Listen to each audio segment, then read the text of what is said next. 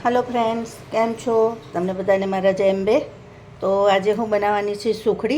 आ सुखड़ीनी recipe बनाવું છું એ special તમારા માટે જ છે, કારણ કે મારા 500 સબસ્ક્રાઈબર પૂરા થઈ ગયા તો તમારું મોઢું મીઠું તમારે કરાવવું પડે, તો એના માટે હું સુખડી બનાવું છું.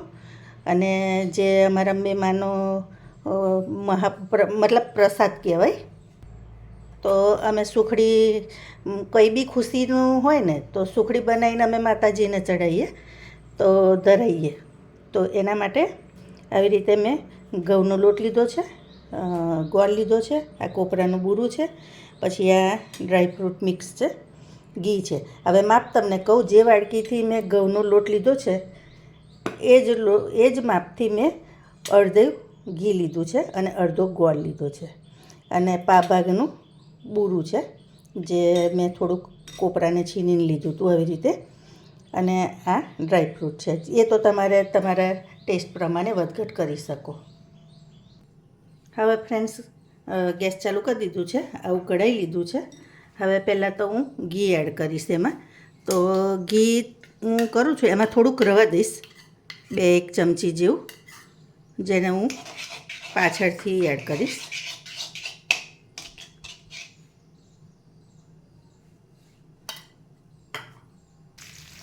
હવે ઘી ઓગળે એટલે આપણે આ લોટ એડ કરી દેવાનો બધો જ.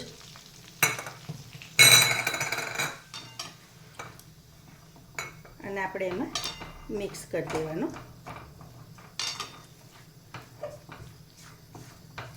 ગેસ મીડિયમ રાખવાનો, બહુ ફૂલ નહીં કરવાનો, નહીં તો બળી જશે ને લોટ પ્રોપર શેકાય નહીં.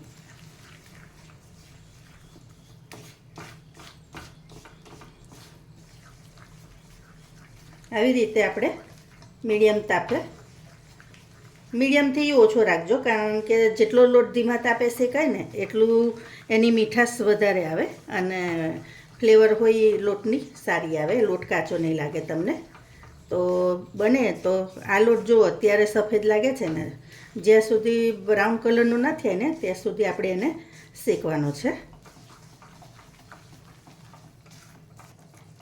જો ફ્રેન્ડ્સ, શેકતા હજી 2 મિનિટ થઈ છે, હજી કલર થોડોક લાઇટ જ થયો છે, ડાર્ક બ્રાઉન નહીં થયો. હજુ આપણે એને શેકા દેવાનું. જો ફ્રેન્ડ, લોટ તમે જોઈ શકો છો કે બ્રાઉનનો થઈ ગયો છે.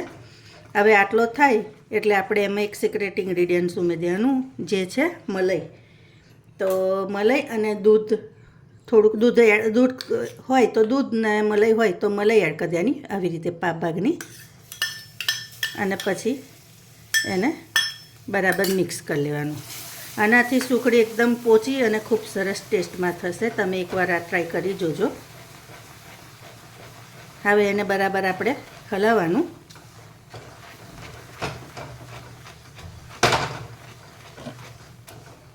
બરાબર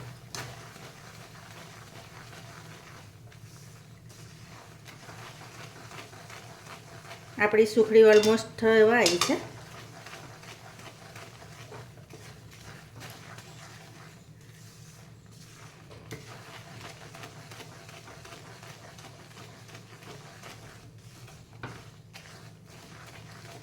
મલાઈનો ભાગ બધો જ શેકાઈ જવો જોઈએ ત્યાં સુધી આપણે એને હલાવવાનું.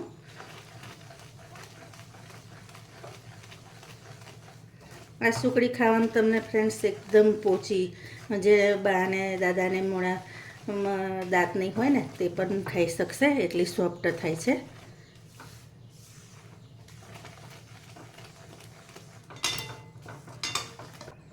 તો ફ્રેન્ડ્સ, જો આપણો સુખડી સારી થાય ને એનું પછી તમને કેવી રીતે ખબર પડે કે સુખડી નો લોટ શેકાઈ ગયો છે.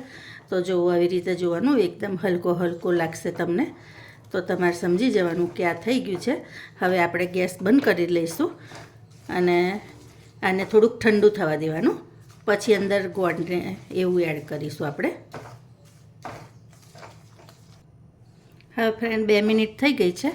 તો પહેલાં તો હું કોપરાનું છીન જે હતું એ એડ કરી દઈશ,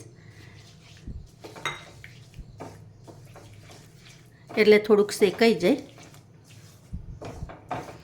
એની ફ્લેવર સુગંધ ખૂબ સરસ આવી રહી છે અત્યારે. તમારે કોપરું એડ ના કરવું હોય તો સ્કીપ કરી શકો.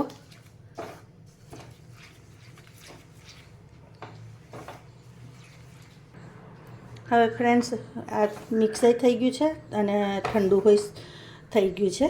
તમે વધારે ગરમ હશે ને તમે ગોળ એડ કરશો ને તેનું પાણી છૂટશે તો પછી મજા નહીં આવે સુખડીમાં. તો થોડું ઠંડુ થઈ જાય ને પછી જ કરવાનું. પછી આવી રીતે હલાવવાનું. અને મેં પેલું ઘી થોડુંક રાખ્યું હતું, એ જરૂર મને નહીં લાગતું એટલે હું નહીં એડ કરું. તમે પણ થોડુંક ઓછું જ ઘી પહેલાં એડ કરજો અને પછી જરૂર લાગે તો ફરી તમે અંદર ઉમેરી શકો છો. આવી રીતે આપણે બરાબર મિક્સ કરી લેવાનું. જો અત્યારે થોડુંક ઢીલું લાગે છે ને, એ પણ હજુ થોડુંક ટાઈમ જશે ને એટલે ગોળ અંદર મિક્સ થશે ને એટલે પછી બધું હાર્ડ થઈ જશે.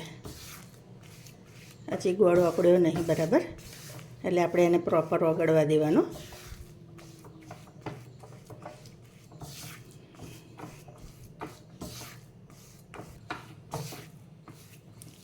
જો ફ્રેન્ડ્સ થઈ ગયું ને, હવે આપણે એને ફટાફટ થાળીમાં લઈ લઈશું.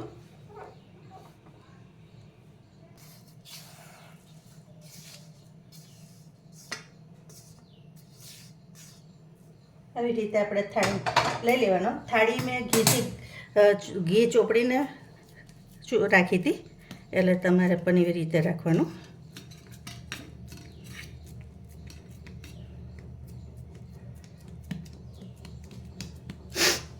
પછી આવી વાડકી હોય ને એનાથી તમે એમ થોડુંક કરી દેજો એટલે સરસ થઈ જશે.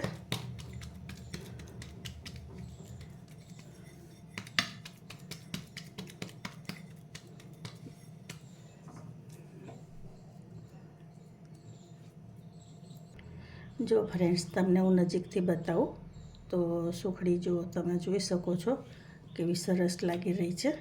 ટેસ્ટમાં પણ ખૂબ સરસ થાય છે. તમે એકવાર આ રીત ચોક્કસથી કરજો. હવે ઉપરથી આ ડ્રાય ફ્રૂટ છે તે હું થોડાક એડ કરી દઈશ. તમે આને ના એડ કરવા હોય તો સ્કીપ કરી શકો, પણ જ્યારે માતાજીને ધરાવી છે એટલે હું ડ્રાય ફ્રૂટવાળી બનાવું છું. અને પછી આપણે હલકા હલકા સ્પેચ્યુલાથી આવી રીતે અંદર દાબી દઈશું. હવે આને ઠંડી થવા દેવાની. અત્યારે આપણે એને કશું નહીં કરવાનું. જ્યારે થોડીક ઠંડી થશે ને પછી આપણે એના પીસ કરીશું.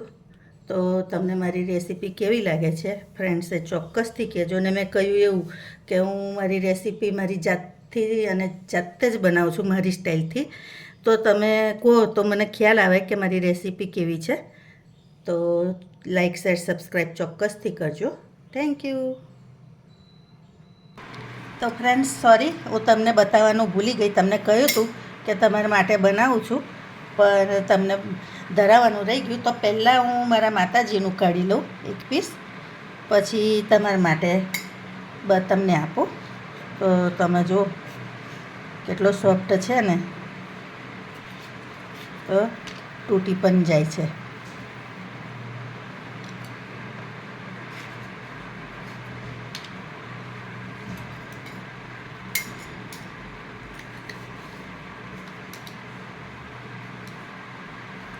તો આ તમારા માટે છે અને તમે જોઈ શકો છો કે કેવો સરસ થયો છે. જુઓ, અને હું તોડીને બતાવું તો આમ તો પેલો તૂટી ગયો, એના પરથી જ તમને આઈડિયા આવી ગયો હશે કે કેટલો સોફ્ટ છે. જો, તો તમે પણ આ રેસીપી ચોક્કસથી ટ્રાય કરજો.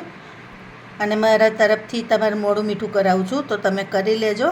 અને મને બેસ્ટ વિશેષ આપજો કે મારા 1000 સબસ્ક્રાઈબર આમ થઈ જાય. Thank you.